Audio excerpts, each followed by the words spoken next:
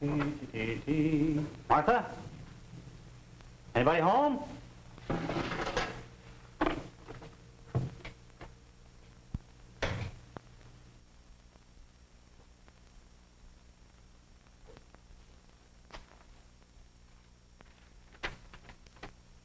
I've gone over to see how Helen is. Don't worry if I'm not home by 6. Martha.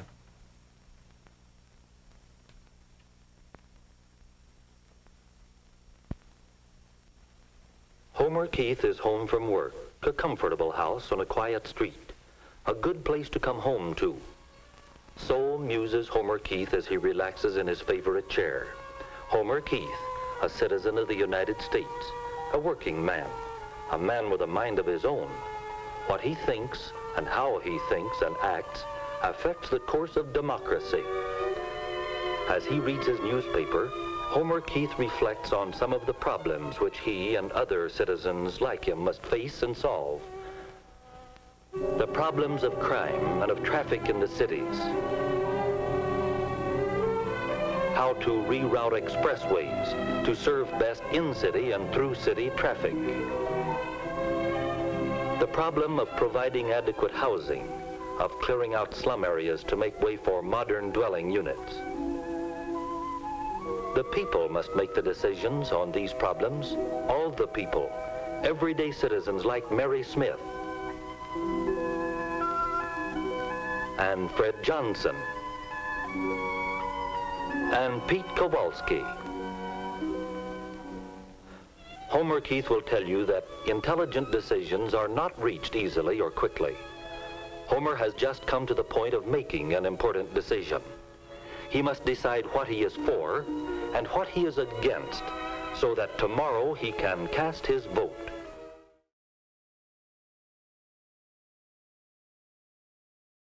Hi there, Michael Deeps here. Welcome to the Benzo Rehab Dungeons Re-Education Camp. I have some bad news, and I'm just going to hit you with it since there's no way to sugarcoat this. As we ramp up to the absolute misery of the 2024 election cycle, or any election cycle relevant to when you are watching this video, you need to know that the next election has already been stolen. It's a real fucking bummer, and I'm not happy about it either if it's any consolation, but you're gonna have to trust me on this one. It's been stolen. To preface this chat, I'm not going to talk you out of voting either. I think you probably should vote because the government does need its mandate, after all. But I do intend to change how you view voting. And alright, maybe I'm being a little dramatic. It's not stolen. A legislative version of the Hamburglar didn't break into the voting machines and abscond with all of our votes. But stolen is a close enough description of what's going to happen. And in all fairness, you might be wondering, how do I know that it's been stolen? Well, in order to dissect that claim, we have to start at the foundation of elections. Democracy. I'm not going to define what democracy is or explain its Greek root. What I think is far more interesting is what other people think democracy is, as it is the most democratically meta way of defining democracy. We will give power to the people to determine what democracy is. And what does democracy mean to you? It's a system where the majority opinion prevails, while minority opinions are celebrated. Democracy means a form of government that promotes citizen participation in the political life. It is our daily life in our societies that is our everyday democracy. Democracy means that we all have a voice and the opportunity to have a dignified life. To me, democracy is the practice of social justice. A commitment to hearing each other's voices and opinions. A commitment to lifting each other up when we stumble. Democracy is an opportunity to shape the future of my own and the future of my country. Democracy to me means that the general public has a voice in their own ruling government. Created by the ancient Greeks, democracy was first envisioned as power of the people. When an inclusive and informed citizenry is given power, accessibility, and freedom to vote, they can choose government representatives and policies that best reflect their interests. They can freely voice opinions on issues they want their elected officials to act on. democracy does mean a type of government that's ran by the people. So it's incredibly important that the administration is listening to the people. Democracy to me does mean freedom. And while, again, it's not always fair, it's more free than any other system I can think of. In 2020, democracy means an unquestionable election, having people come together and say, we trust the election, we're not going to dispute it. Well, I think democracy should be a place where everybody's voice is heard, like nobody is marginalized. People lost what the meaning of democracy really is, and they just believe what a random news site tells them. Democracy to me means that the voice of the people matters. It's a real thing. We definitely have made progress. I think democracy in 2020 is very much about accessibility, lower income neighborhoods having access to polling offices and having enough resources for education on politics. Democracy means what it always has meant, which is letting the people run the United States. To represent the people and to make them happy, and that is the ideal system. Democracy is to take consideration for the people that you represent. Democracy is the most important expression of the American dream. But democracy isn't just about voting. It's about everything to protect the best interests of the people, no matter what is their race, gender, political opinion, or religion. These interests can be human rights, quality of life, infrastructure, and many more. I think democracy means your ability to make your choices on your own, not being influenced by someone, and being able to have full responsibility for all your choices that you make. A lot of things that we talk about in Belarus, or we name like democracy, freedom, human rights, they do not have actually the same meaning as everywhere else in the world. Okay, I think you get the picture. I threw that last guy in there because I think after watching several of these nearly identically titled videos on what democracy is to the individual, he is the closest to approaching a real definition of democracy, which is that democracy as a word is nearly undefinable and means a lot of different things to many different people. Through those clips, we saw democracy described as a way to give people a voice, a form of government, a commitment to hearing each other and lifting each other up, the practice of social justice, an opportunity, a system of giving power to people, freedom, an unquestionable election, something with a lost meaning, progress, and many more things. I think my favorite one was from that infographic, hand-drawn style cartoon video that claims democracy is about protecting the best interests of people, no matter their general identity or beliefs, which I think we can all immediately sniff out as utter bullshit. Now, I'm not here to mock these folks, some of which are children, it should be noted, all who earnestly gave their definitions of what democracy means to them. Except that little hand-drawn video, I'm absolutely mocking that cringe kind of infographic style of content. But the rest of them answered prompts they were given and gave their honest opinions in a public forum. I'm not going to mock them, and I'm not going to mock you if you agree with any of them, because most of us probably learned what democracy is through some educational video, like that little hand-drawn video garbage, perhaps played through a TV wheeled out to the front of the class, or projected on a pull-down screen. The definition of democracy, or at least its colloquial definition, is polysemantic. It has many different meanings that could be individually scrutinized and studied for eternity to no real useful end aside from cataloging all the different ways people express what democracy is.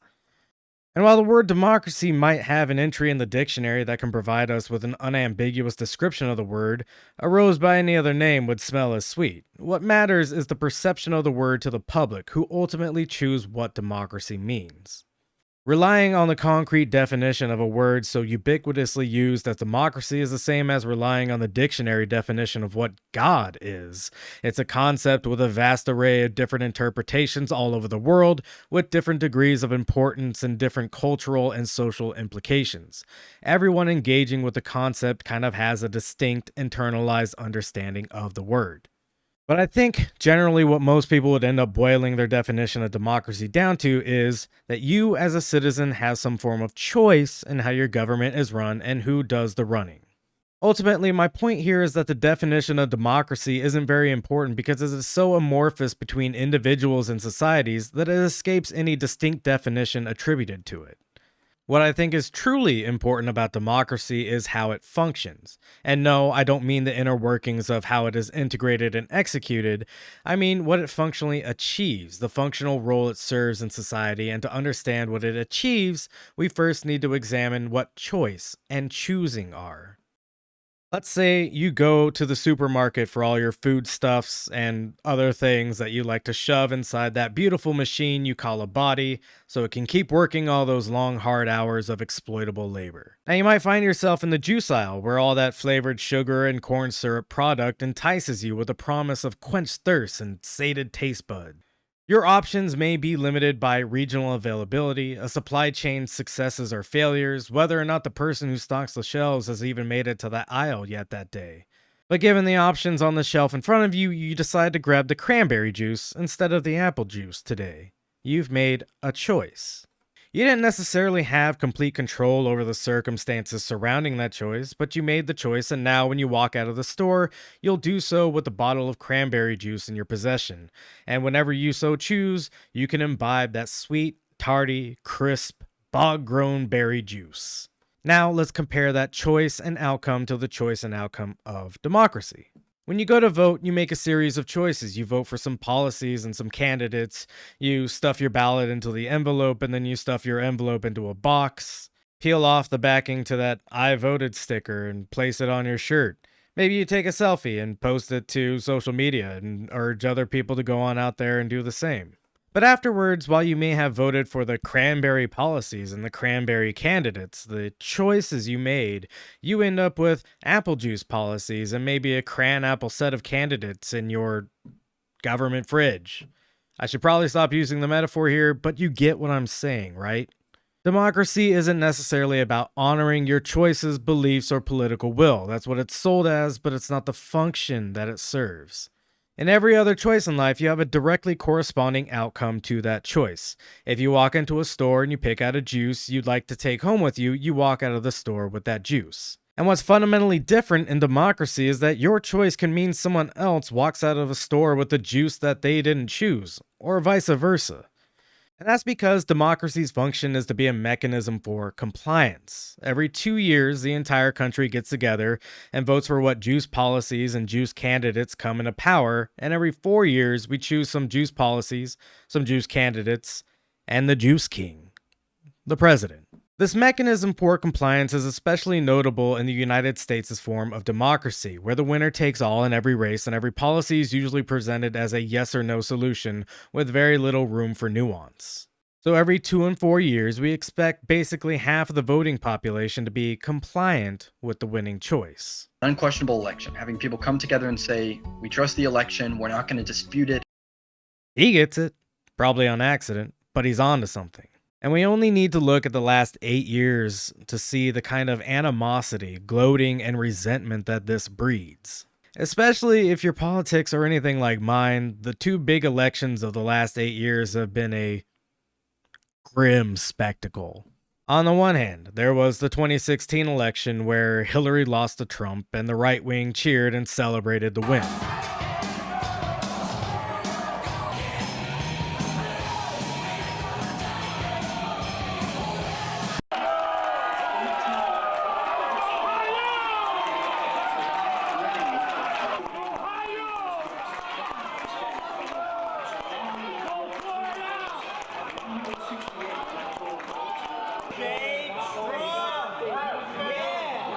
He promises us a new beginning to keep these jobs here, and that's what we need.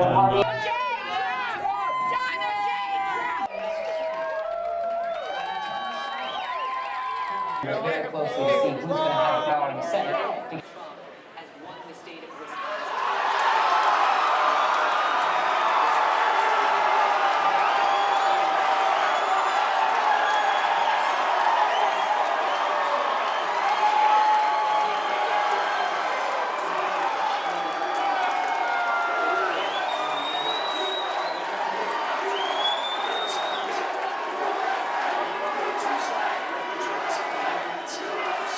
Well, the slightly less right-wing, sorry if you don't like the description, it's just kind of true, screamed and cried and catastrophized about what this election's result meant for our country. And I'll admit, I didn't feel great about Trump winning either. I knew his presidency would be something worse than a Clinton presidency, but an honest look back at his presidency reveals he was just a more contemptible person in the top seat of neoliberal government than we are used to dealing with. But my disappointment is nothing compared to whatever the hell this was. Wolf, the scene here is so different than it was a few hours ago when people were happy and relaxed. I have been looking around the room at people who are stone-faced. Some of them have been crying. This was a white lash against a changing country. It was a white lash against a black president. I don't think I'm going to sit down, actually. I don't think I could sit down right now. A stunned Stephen Colbert reacts during his live election coverage last night as the results start to swing in Trump's favor. How did our politics get so poisonous? I still think that in her lifetime she deserves to be the first female president. And that's what makes me so sad. Miley Cyrus uploads that grief-stricken video while Lady Gaga posts a picture of her protesting with the caption, "I want to live in a country of kindness." Katy Perry goes off in a series of enraged tweets saying, "The revolution is coming." Snoop Dogg shares a picture of Toronto's skyline, calling it his new home, and asks Drake to give him the hookup on some property. Practically all of Hollywood has something to say on social media about last night's results, and the overwhelming majority of it is negative. What are your thoughts on the fact that Trump has been elected as president? I went to bed expecting that Hillary would win, and I woke up in the mornings, went on Twitter, and I couldn't find any tweets saying she'd won. I thought, what is going on here? And then I see the #1 trending topic is Trump wins. The news comes as a shock to Canadian singer Dan Telefsky and several other left-leaning celebrities who stood by Clinton's side throughout the campaign. You must vote for Hillary Clinton tonight! From Katy Perry to Lady Gaga, Madonna, and Beyonce, Hillary had the most powerful entertainers in the world in her corner. Donald J. Trump is now President of the United States. President Obama is the ex-president. And Mr. Trump, for the moment, steps. Whatever happened to that revolution we were planning, Katie? Was the revolution 4 years later when Trump lost to Biden and people danced in the fucking streets for Biden? A guy whose political career has been vastly more detrimental to the US and the world than Trump could have ever dreamed? And don't worry, I plan on doing a video sometime about Biden's career in the context of media whitewashing, so if that little call out rankled your feathers, stay tuned I guess, but really, what the fuck was this?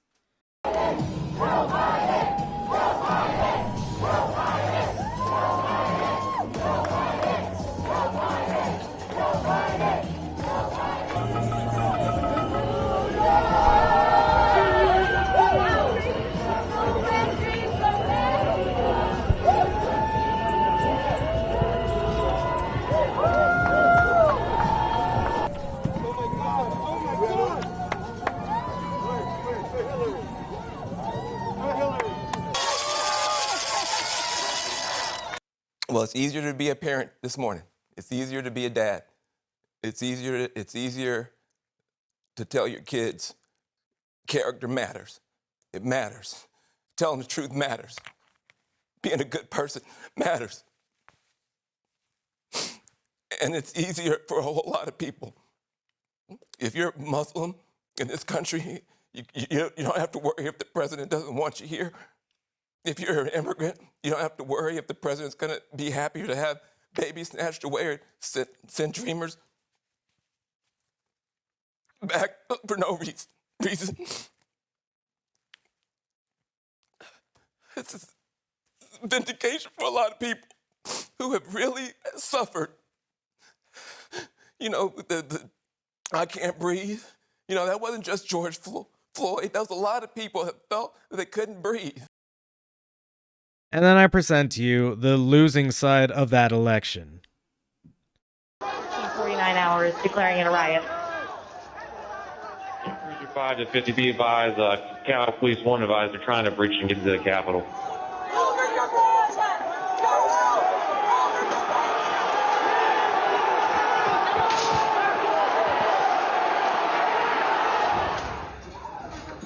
have a breach of the Capitol! Breach of the Capitol!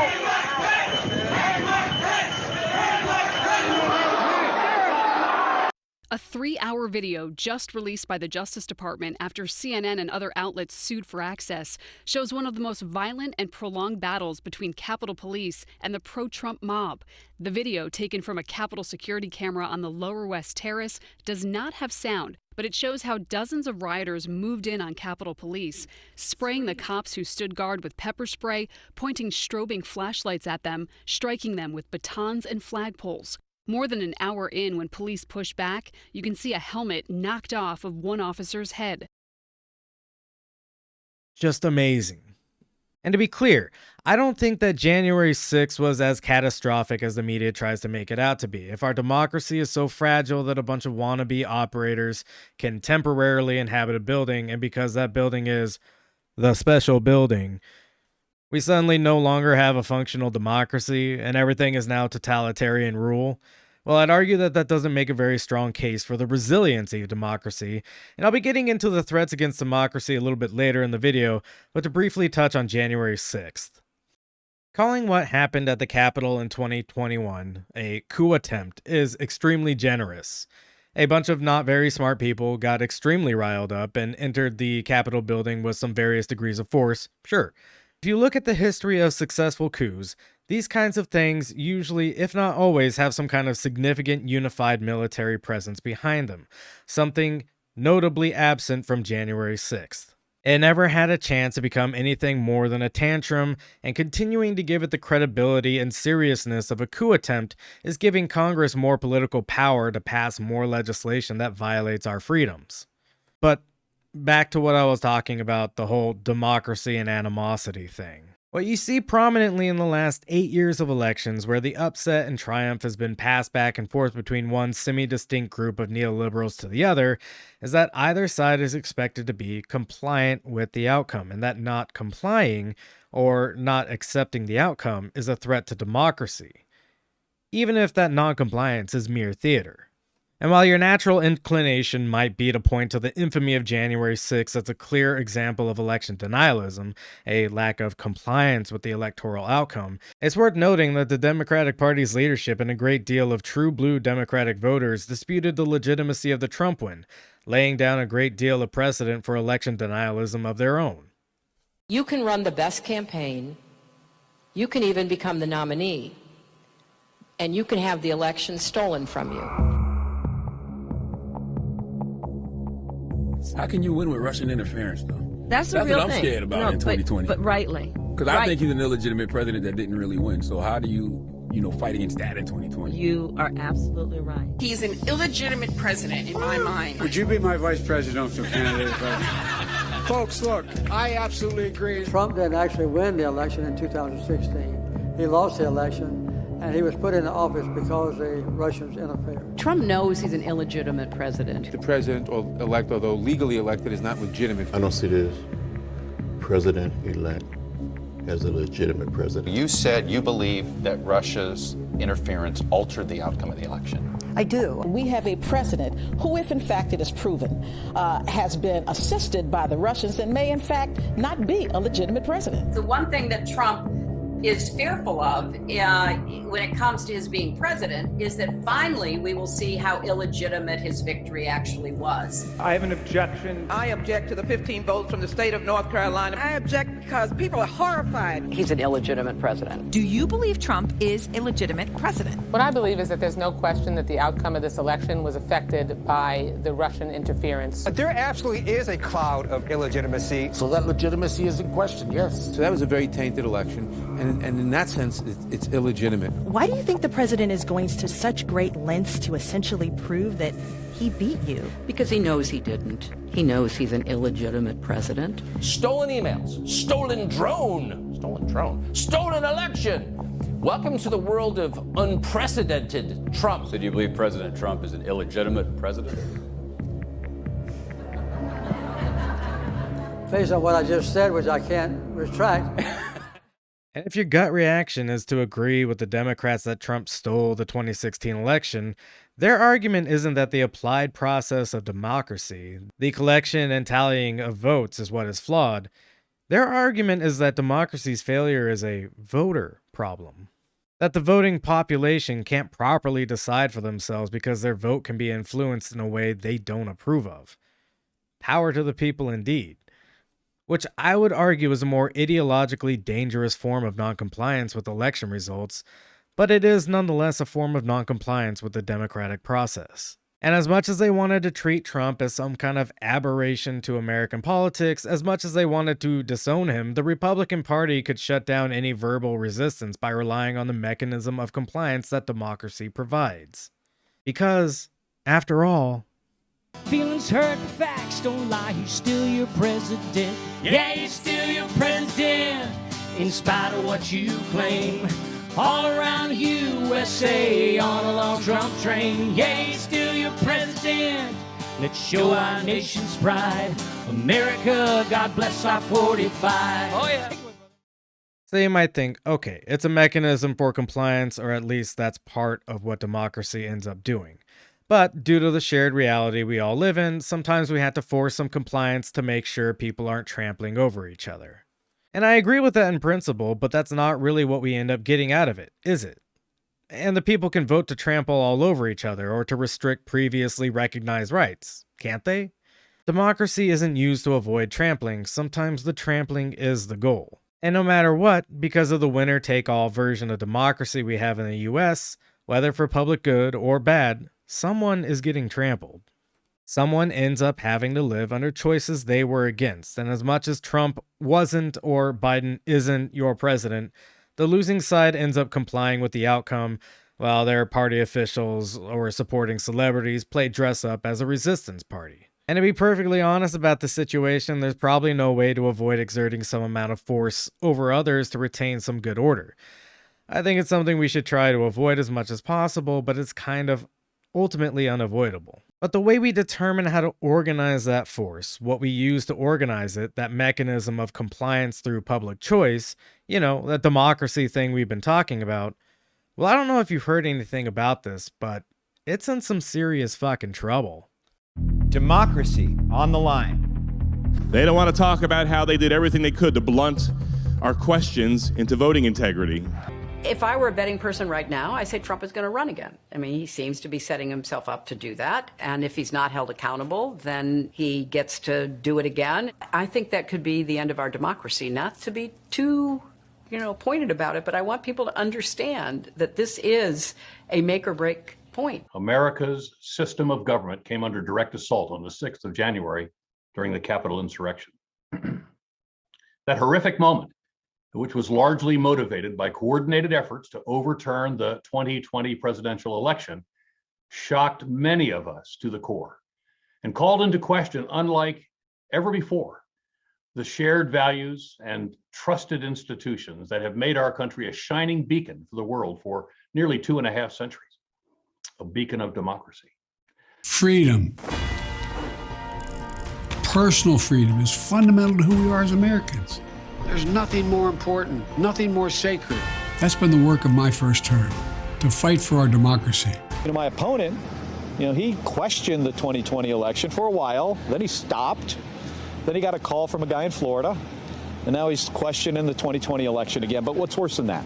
He's questioning 2022. 2022 already, 6 days away, and he's questioning the results of an election that hasn't even happened yet.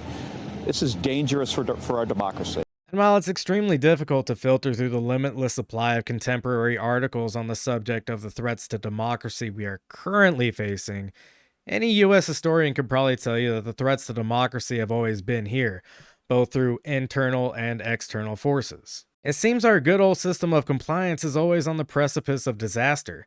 I've been hearing my entire life that whatever election year we are currently in is the most important election of our lifetimes, which is a perpetual lie no different than the Final Fantasy series of video games. When will it truly be the Final Fantasy, Square Enix? And anyone with a modicum of self-respect has to eventually see that this hamster wheel of democratic catastrophism doesn't really seem to have gotten us any closer to a stable democracy. And please, spare me the democracy is so fragile because it's so precious bullshit. We're not talking about a flower here. We're talking about a system of government that, per its greatest proponents, seems predisposed to self-annihilation. But what if, and this is probably going to sound kind of bad and make you question where I'm going with this, if you haven't been questioning me this whole time, but what if the democracy we have isn't worth protecting? Since democracy is a compliance mechanism, or at least a compliance is part of how it works, we need to rely on that mechanism being as honestly and faithfully executed as possible. And any tampering with how this mechanism is applied would be a severe betrayal of democracy's legitimacy. I think we can all agree to this. So it's a good thing that everything in our democracy is fine. Right? I started this video out by telling you that the next election has been stolen, and it doesn't really matter when you watch this, it will still be true unless something has radically changed in our society. I told you it was stolen, and I've meandered on for quite some time to get here, and now we're here. Now I'll talk about how the stealing is done. Let's go back to the juice metaphor. We remember the juice metaphor, right? What if you found out that before you ever set foot inside the store, your juice selection options were carefully curated for you, not by any process of juice flavor popularity, but through subterfuge and sabotage? What if you settled for the cranberry juice over the apple juice, but what you really wanted was grape juice that was just mysteriously not available on the shelf that day? The metaphor is obvious here. There's two big political juices in the American politics store, and anytime you see a different kind of juice on the shelf, which is rare, before you can even reach for it, someone else in the store will start screaming at you for choosing the juice you prefer, only for it to often be revealed that they fucking work for one of the two big juice companies. And what if it turned out that the companies that make and sell cranberry juice and apple juice were working together to keep grape juice off the shelves in the first place? That would constitute an automatic elimination of your ability to choose, would it not? And as an aside, just so we're clear, I think grape juice is fucking disgusting, and nobody should ever walk into the store with intent to buy it. But who am I to stand in the way of your choice, as misguided as it is? The way that the systemic exclusion of parties other than Democrats and Republicans is often explained is that other parties just don't have the same kind of public interest as the two major parties. Or that the two major parties have large enough tents to include the more niche interests other parties would have. But that's not really accurate, because the winner-takes-all system of democracy ends up naturally making a strong case for a kind of lesser evil, or harm reduction voting strategy. It's amazing how they rebrand these old bad ideas. But that's not how it has to work, and in the case of presidential elections, it's not how it has always worked. It used to be that the presidential candidate with the second most votes would become the vice president, meaning there was a potential for a marginally better form of representation in the presidential election that we no longer have. And while the lesser evil voting strategy, inherently favored by its ability to create large conglomerates in the winner-takes-all system of democracy, is itself already a mechanism to encourage compliance through compromise, the game is rigged before we even reach the point where we decide what lesser evil we're going to cast a vote for. Firstly, we have the media silence when it comes to covering candidates who offer alternative solutions and are often actual leftists in contrast to the faux leftism of all Democrats. Yes, even that one. And you might think I'm about to start quoting Chomsky's manufacturing consent to you, but I can't read, and I'm not going to learn how so I can cite the works of a guy who has, at best, lost his edge, and at worst has fallen prey to the manufactured consent he describes in his own damn book. Okay, that's a joke. I can read, obviously. But I do think that manufacturing consent, while overall a good work, is very basic and incomplete in analyzing the subject it covers. And to be fair, this video will also be incomplete on the subject it covers, but I'm not a world-renowned political thinker, so whatever. But, Gnome, buddy, guy, what the fuck is this? What do you then make of this very boisterous, very online, never Biden movement that we're seeing from some on the left, from some former Bernie people, including his own former national press secretary, some left-wing social media stars? What do you make of the never Biden movement? Well, it also brings up some memories. The early 30s in Germany, the Communist Party, following the Stalinist line at the time, took the position that everybody but us is a social fascist. So there's no difference between the Social Democrats and the Nazis. So therefore, we're not going to join with the Social Democrats to stop the Nazi plague. But we know where that led. Okay, there are many other cases like that, and I think we're seeing a rerun of it. So let's take the position, never Biden. I'm not going to vote for Biden. There is such a thing. There's a thing called arithmetic. You can debate a lot of things, but not arithmetic. Failure to vote for Biden in this election in a swing state amounts to voting for Trump. Takes one vote away from the opposition, same as adding one vote to Trump. So if you decide you want to vote for the destruction of organized human life on Earth, for the sharp increase in threat of nuclear war, for stuffing the judiciary with young lawyers who will make it impossible to do anything for a generation, then do it openly. Okay, so yeah, that's what I want. But that's the meaning of never Biden.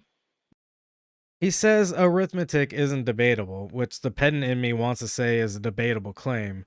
Come at me, STEM lords. Actually, don't. I don't want to talk to most of you. But then he goes on to describe something that is not sound arithmetic. Let's imagine candidates are baskets and votes are eggs you put into baskets.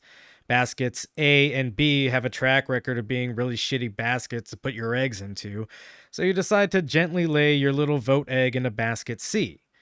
Putting an egg in a basket C, according to Noam, means you put an egg in a basket B, which is the Trump basket in this scenario.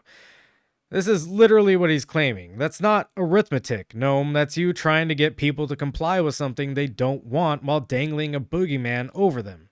It's fear-mongering to produce compliance. It is manufactured consent. This was a digression, but I felt like I had to address that clip because I remember tons of terminally online shitlibs prone to using terms like harm reduction voting, pointing to that clip as a major win, as if a literal walking skeleton with a dubious track record is someone we should be taking advice from. And it's also indicative of a pervasive thought in politics that some parties deserve your vote without earning it. If the Democratic and Republican parties aren't offering you anything that makes you want to vote for them, they should not be getting your vote. And the very fact that this line of thinking exists, that you should be expected to vote for a party that in no way represents you, just emphasizes my point that democracy is a mechanism for making people compliant, especially through compromise. But the media, I was talking about the media. The media is not required by any law to host debates that involve third-party candidates, and so the media sticks to covering the parties that best represent their own interest as corporations, and they choose fair or unbiased metrics that conveniently ensure third-party candidates are always excluded from the debate stage, or kept out of plain old routine coverage of politics. Which means that very few people end up hearing about these candidates, their views, their policy stances, in addition to the two major and overwhelmingly right-wing parties never having to address any rhetorical challenge from the actual left. Which leads to the absolutely inexcusable public perception that the Democratic Party has any left political notions about it. And remember that clip I soft opened with at the beginning of this video? It's not a new concept that democracy relies on a well-informed populace. How can we consider ourselves well-informed when we are only given information by our media institutions for 2 out of several dozen existing political solutions? Hi, post-recording Deebs here. Okay, so this was recorded the day before Biden announced his run for re-election. Possibly unfortunate timing on my part, but at least it was announced before I released it, which means you get a postscript insert that I'm reading right now. Fun. I won't be recording video for this because my room is torn apart as I prep for a move, so you'll just get to close your eyes and listen to my voice. Like guided meditation for people that hate themselves. Not only is Biden running for re-election after he, liberals, and the moderate left sold his presidency as a single-term compromise to avoid another 4 years of Trump, but the Democratic Party is completely foregoing all presidential debates this year, meaning the normal charade of letting you choose your party's presidential candidate won't even be available this year. And it's not like Biden doesn't have any would-be contenders, people like Marianne Williamson, who I'm not a fan of, but at least could highlight some weaknesses in the Biden presidency's policy positions and mishandling of several important subjects, things like immigration, healthcare, the economy, climate change, etc. This should be a wake-up call for those of you still arguing for this kind of incrementalist or harm reduction voting strategy. Either wise up to how rigged the system is, or you'll keep being a fucking liability to actual change in this country. It's possible that, time permitting and depending on what kind of nonsense comes out during the 2024 election, I may do a part 2 of this video diving into some of the more nuanced ways the actual left is stymied by internal party politics, and why the kind of insurgent party strategy of groups like the DSA has not really gotten us anywhere. Thanks. Now back to the original recording. And if that wasn't bad enough, where the media fails to exclude alternative candidates from the public view, the veritable armies of lawyers employed by the Democratic and Republican parties pick up the slack, often working together across party lines, but also, and this is very important to note, seemingly working with judges to exclude third-party candidates from appearing on the ballot at all. For example, in the 2020 presidential election, a few of you may have heard of a candidate named Howie Hawkins. Hawkins is not the first person to have the following happen to him, and he won't be the last, but he's the one I have loaded in my memory banks for this example. For full disclosure, I voted for Hawkins in 2020. I had no illusions of him winning the election, but in the sea of warhawks and billionaires and sociopaths running for the presidency, I found Hawkins to be a refreshing voice of reason that I have very few minor disagreements with and would otherwise be happy as I could be with the president. And if you're getting your jimmies rustled over me wasting a vote on a candidate I knew would lose, I voted for him in California, which wasn't a projected swing state in 2020, and therefore my vote didn't even break the donkey brains Chomsky arithmetic rule, so walk the fuck on. I knew Hawkins wouldn't win for a variety of reasons. He of course was not covered by the media to any meaningful degree. They were too busy rotting everyone's brains with Trump alarmism, sensational stories about political scandals, somehow trying to claim that Kamala Harris was a socialist, and just generally being unserious as outlets for journalism. All while wondering why they had seemingly lost all credibility with the public. For an example of how bad the media avoided giving any platform to Hawkins or the Green Party in general, in 2019, CNN held a climate crisis town hall. Hawkins and his team reached out asking to be a part of the town hall because Hawkins and the Green Party invented the Green New Deal. Yes, that Green New Deal, the one that often gets attributed to AOC, is something the Democrats essentially stole as an idea to run progressive candidates on to reach out to more voters, despite the party's leadership being completely uninterested in actually enacting Green New Deal policies. You only have to look to the recent Willow Project decision made by Team Biden for proof of that lack of earnestness in handling climate change. Either way, CNN declined to host Hawkins in the climate crisis town hall, despite him spearheading the aspirational goals the more center-leaning members of the Democratic Party have adopted to show their credentials on maybe wanting to do something about the impending heat death of biological life on the planet. And Hawkins himself knew he wouldn't win, hoping that the votes he'd gain would indicate to the two dominant parties that there was an interest for legislation to deal with things like the climate crisis, ending the military-industrial complex, police reform, and a variety of other things the US is currently failing miserably at handling. But in addition to the media blackout, Hawkins faced a pretty insane challenge to his run. Hawkins was unable to appear on the ballot in 20 out of the still 50 states. Sorry, Puerto Rico, and District of Columbia, and American Samoa, and Guam, and the Northern Mariana Isles, and the United States Virgin Islands. I'm probably missing some people here, sorry. Anyways, he was unable to appear on the ballot in 20 of the 50 United States of America. Some of these exclusions, admittedly, were because he doesn't have the kind of national attention a lot of other candidates have, but we already talked about the media problem. The legal battle, however, kept him off the ballots in several states, even as a write-in candidate in some of those states. A few notable examples here. In Pennsylvania, judges described as Democrats by the Associated Press voted 5-2 to uphold a challenge from Democratic Party activists to keep the Green Party off of the ballot, after a lower, more Republican court had already ruled in favor of letting Hawkins on the ballot. In Wisconsin, Hawkins was allowed to be a write-in candidate but was kept off the ballot proper by a challenge from the Democratic Party regarding the validity of signatures his campaign gathered to petition for his name to be on the ballot. Which of course is fucking bullshit. The Hawkins campaign attempted to fight the decision, but was blocked by the Democratic Party members in the Electoral Commission, and then struggled to find a lawyer in order to file the appeal to the Electoral Commission's decision, in which, you guessed it, a state Supreme Court stalemate was broken by a conservative judge joining the liberal, and we can just call them what they are here. A Republican judge joined some Democrat judges to rule against the Hawkins campaign's appeal. In Louisiana, the Hawkins campaign, despite his party being ballot qualified, was unfortunately late to a deadline with its list of presidential elector candidates.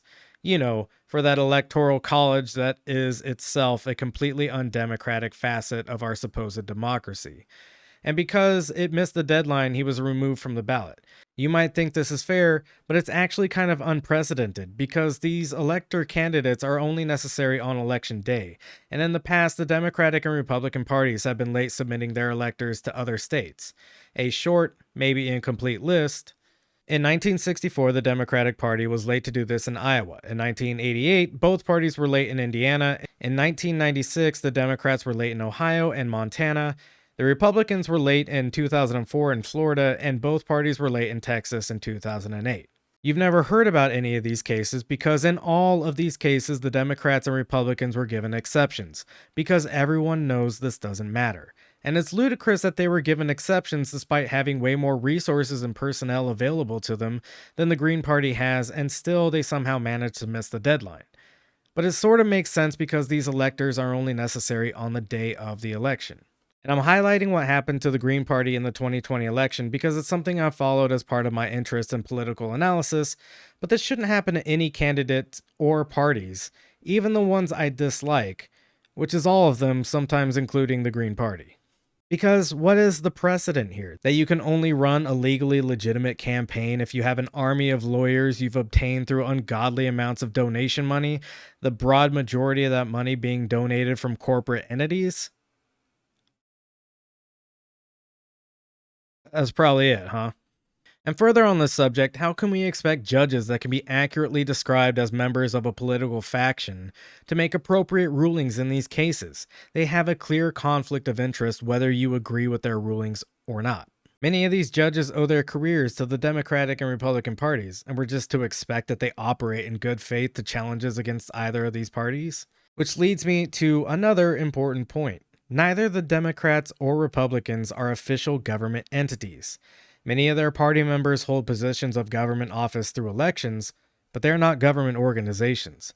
The Democratic and Republican parties are non-profit, tax-exempt corporations under a 527 classification. And if that's the case, why are things like party primary elections covered like national public events, when in reality they're actually, truthfully, just a kind of internal office affair?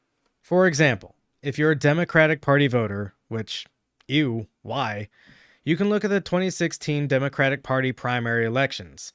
In the primary, Hillary Clinton beat Bernie Sanders to become the Democratic Party's nominee for the general election. Now, without getting into the extreme granular details of what feels like ancient fucking history at this point in time, it was very clear that the primary process was heavily rigged to favor Clinton over Sanders.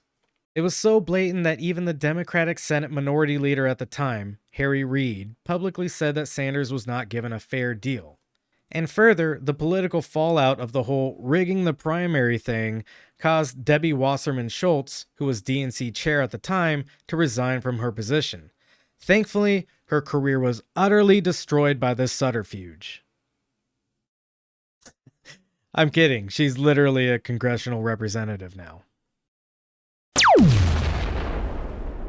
So this allegation of a rigged primary was taken to court in a class action lawsuit by supporters of Sanders wondering how it was legal for them to dump all this time, effort, and money into a candidate's primary election, for the election to be clearly rigged by the party they were working in and for, despite the DNC's promise to hold a fair primary election. And it turns out it's perfectly fucking legal because the primary elections are not official elections. The DNC, whose lawyers argued that the DNC could go into the back rooms like they used to and smoke cigars and pick out the candidate that way, would be well within its rights as an organization, and that the words impartial and even-handed used in the DNC charter can't be interpreted by the court of law. And even though the court agreed that the DNC was playing pretty fast and loose with their own damn rules, the court ended up dismissing the case because the DNC's promises of a fair primary election are mere political promises and political rhetoric that can't be enforced by the court.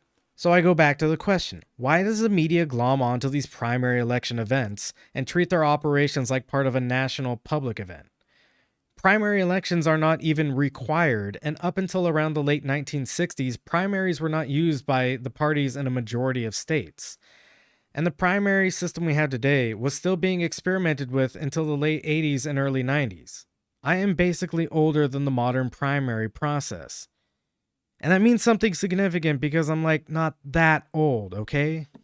And you may remember the big political debacle surrounding the 2020 Iowa primary, in which that rat-face fuck Pete Buttigieg claimed to have won the primary after all primary voting was done using an app he and his campaign had a fairly significant financial interest in. And remember, even if you could prove he rigged the election, it doesn't fucking matter. They're allowed to do that.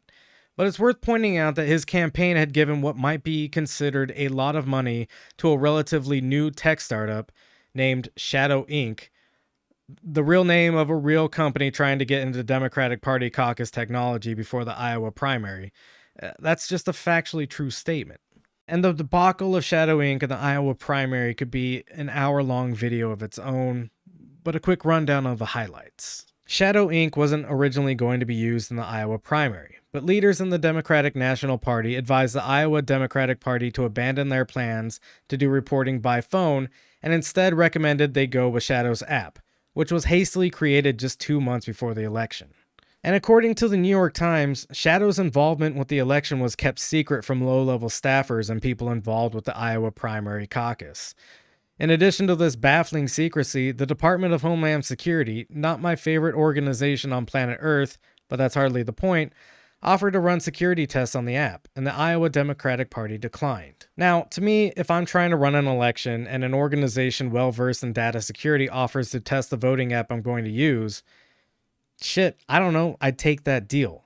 In addition to all that, Shadow Inc.'s Chief Executive Officer, Chief Operating Officer, Chief Technology Officer, and Senior Project Manager were all former staffers of the Clinton campaign, meaning the app was designed by people who probably did not like Sanders. And you might be able to say that this is just a coincidence and the world of politics can be a small world, but it actually makes a worse case if you think about it, because it means all of these establishment people know each other, and they're probably friendly with each other, and they might be inclined to do favors for each other. The Nevada primary caucus was also supposed to use Shadow Inc.'s app for their primary, but after the shit show in Iowa, they instead relied on the advanced technology of a goddamn Google form for more accurate and reliable results. So anyway, Pete claimed he won the Iowa primary before the results were available, and the media ran with the story of him winning, and this media attention and the reporting and results around other early primaries had a cascading effect on how the rest of the primary voting went. People strategically dropped out before certain primaries, the party coalesced in some obvious ways and some inobvious ways, and slowly but surely, candidates were coerced into dropping out, which led the DNC to end up with Joe Biden as the Democratic Party's presidential candidate.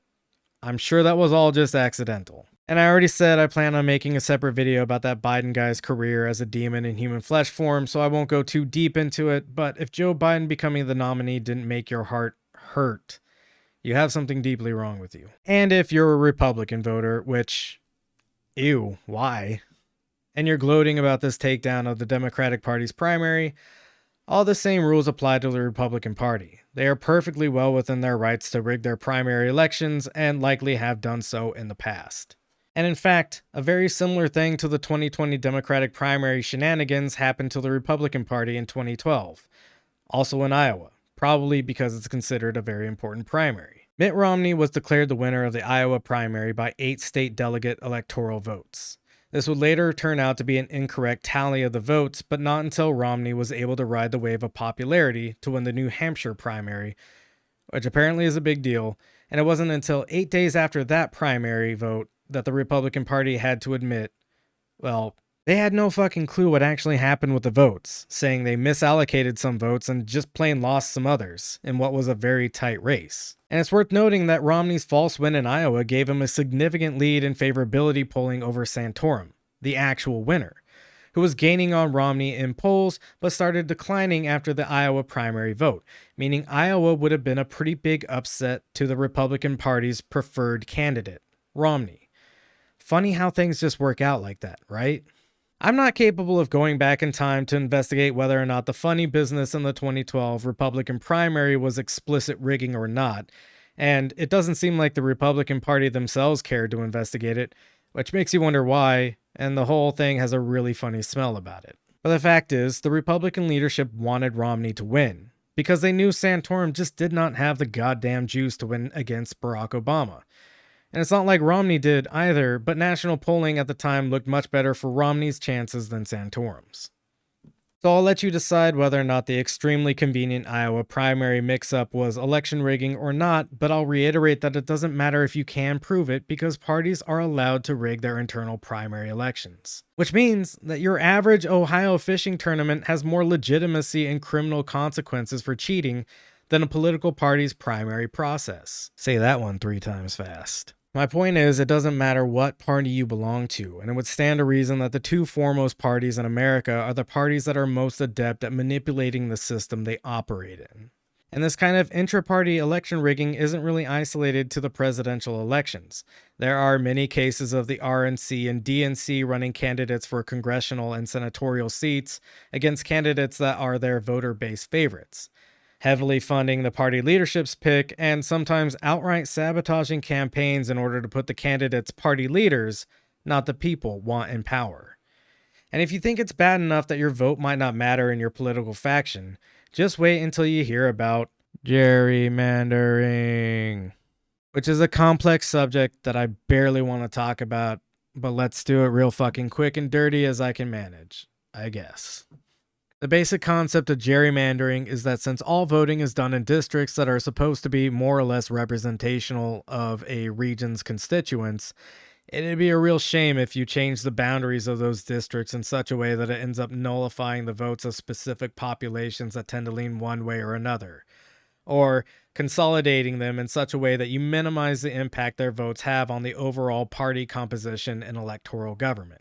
This kind of chicanery can and has happened in favor of either party, though the Republicans have historically used the tactic more. But in some sense, it may be nearly impossible to avoid gerrymandering to some extent with the system of binary partisan politics we have. There's not a lot of fair ways to divvy up the country between 2 parties, neither of those parties being fully representational of everyone, which is honestly probably why 30 to 40% of the eligible voting population doesn't even show up to vote. It's hard to be enthusiastic about voting when you truly have no capacity to vote for people you feel will be adequate in representing you. And let's be clear that since there's only 2 parties that can do the gerrymandering, that means no matter what way the gerrymandering flows, it's going to favor one of those 2 parties. 435 seats in the House and 100 senatorial seats that will necessarily go to one party or the other, with extremely rare exceptions.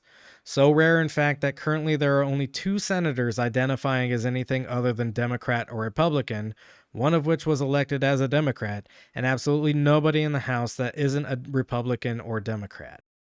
And while I'm talking about seats in electoral government, the number of seats in the House of Representatives used to increase with the increase of the population, starting originally with 65 members and then gradually raising to 435 as the country got larger and more populous. And that could have continued to rise, but it was stopped in 1929 with the passage of the Reapportionment Act that capped the number of representatives. That means that representatives are responsible for representing an outrageous amount of people. In 1929, the population was around 122 million. We'll just assume that the population was divided equally among representatives to make it easier to dissect, but that would have meant about 280,000 constituents per representative.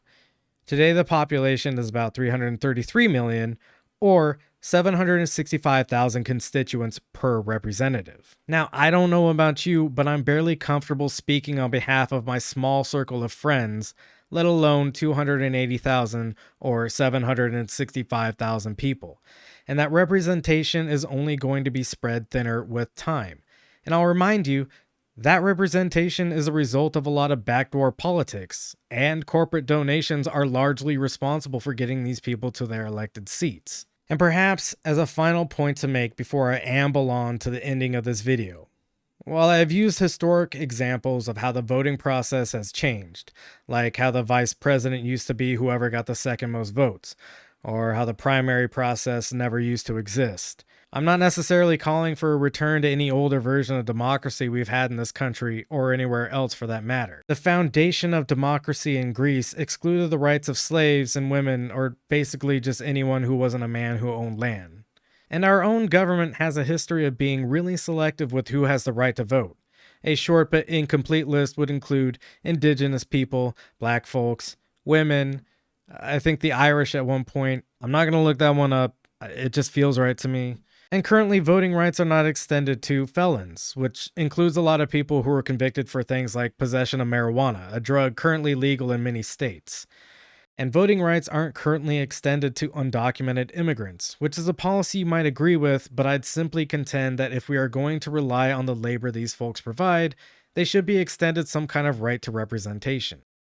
So, to conclude, I guess, since democracy ends up requiring compliance with the outcome of elections, the amount of tampering that happens in elections means that this compliance is essentially gained through false means. The next election has and always will be stolen as long as we live in this system. And this system is intentionally designed to resist any changes from within itself, often as a result of the individual motives of the people operating within the system to hold on to or expand the power they have. Nothing that remotely resembles democracy is alive in this country anymore. If you think the solution is to charge face first into a cop's service pistol for a Republican politician, I ain't here to stop you because that shit was a lot of free entertainment to me. But really, the solution is not to die for politicians or to constantly protect them from public scrutiny. Seriously, they can handle themselves, I promise. They have the lawyers for it. The solution is not to keep playing the game that the Democrats and Republicans have rigged to benefit themselves. The solution is not to give either of these parties your time and effort. The solution might be to walk away. These parties have the power they abuse because we give them a political mandate by settling for them when we vote. And I'm not even telling you not to vote. I think there is some worth in a sense of strategic voting, but we should not be reliant on it to produce any kind of real change. And we should be extremely selective in who we consider a lesser evil. Joe Biden does not count as a lesser evil, for instance. And throwing your vote and support behind him only serves the compliance mechanism of democracy to legitimize his presidency and decisions. You should be skeptical of people who tell you the only solutions to our problems lie within one of these two ready-made political packages that are heavily curated to maximize appeal without having any substance, or that voting is preferable to community-involved solutions to problems. The failure of democracy, ultimately, is that it hasn't actually freed us from anything. It hasn't freed us from tyranny or oppression, and it only lets us nominally choose the people that rule over us and make all of the decisions in our stead. So when the next election rolls around, keep in mind a lot of people will try to badger and shame you if you decide not to participate in a system that is clearly compromised to the point of no longer being legitimate. Or they'll badger you if your participation in that illegitimate process doesn't match what they feel is the appropriate strategy. They'll tell you things like, you don't vote to feel good, or you vote because you have to, or because it's the right thing to do. Or they'll try to browbeat you with the idea that democracy and therefore your freedom is under threat, and the only way to keep it safe is by voting for their guy. And when they say that democracy is under threat, tell them you have no idea what the fuck they are talking about because we barely have a democracy, and democracy at its root isn't all it's cracked up to be. This particular video is meant to be descriptive of a problem, not prescriptive of a fix. I do not have a magical formula for freedom, and I shouldn't be expected to have a bulletproof fix to what has been over 100 years of political rigging. What I do think, as a general rule, is that we all need to recognize how bad the situation has gotten, and to find ways to reject unjust systems and conditions where we can. What I believe is that the solutions to our problems lie in cooperation with each other as individuals dedicated to communities. Your housing, your food, your well-being, the lands you live on are all under threat in the system of democracy we have. And so far, voting has not made the situation much or any better in a lot of these cases. There are a lot of individual and community choices that need to be made in order to fix the problems we face, and some of them may be unique to the precise circumstance you're in. But no matter what you decide to do, remember, we love you. Please take your medicine. If you sat through that thing, I really appreciate it. The podcast is still on hiatus. It'll probably be about a year before that comes back. I am currently in the middle of a cross-country move, as some people know. So it's really kind of dependent on when I get a space set up to do that again. But that does lead me to my next subject, which is the Benzo Rehab Projects channel is up. That channel is going to focus more on things that people actually pay me to do, which is building and equipment repair, that sort of thing. The house I'm moving into is kind of a complete fucking wreck. So a lot of the channel's initial videos will be focused on how to repair a house so it can become livable again. Some people would consider my house to currently be unlivable. The Patreon is still up, of course. I do not expect anyone to donate to it because the Benzo Rehab Dungeon is and always will be a free broadcast. I also would not strongly suggest to anybody that they donate right now because I really don't know what the upload schedule looks like for videos like this or videos on the project's channel. Just full disclosure, but, hey, if you decide to kick a couple of bucks my way, I'm about to be jobless because I don't have a job set up where I'm moving. I have savings. I'm not going to starve, probably. I'm probably not going to starve. So anyways, that's it. Please like and subscribe if you enjoyed this. Share it with your parents. Share it with your dog. Bye.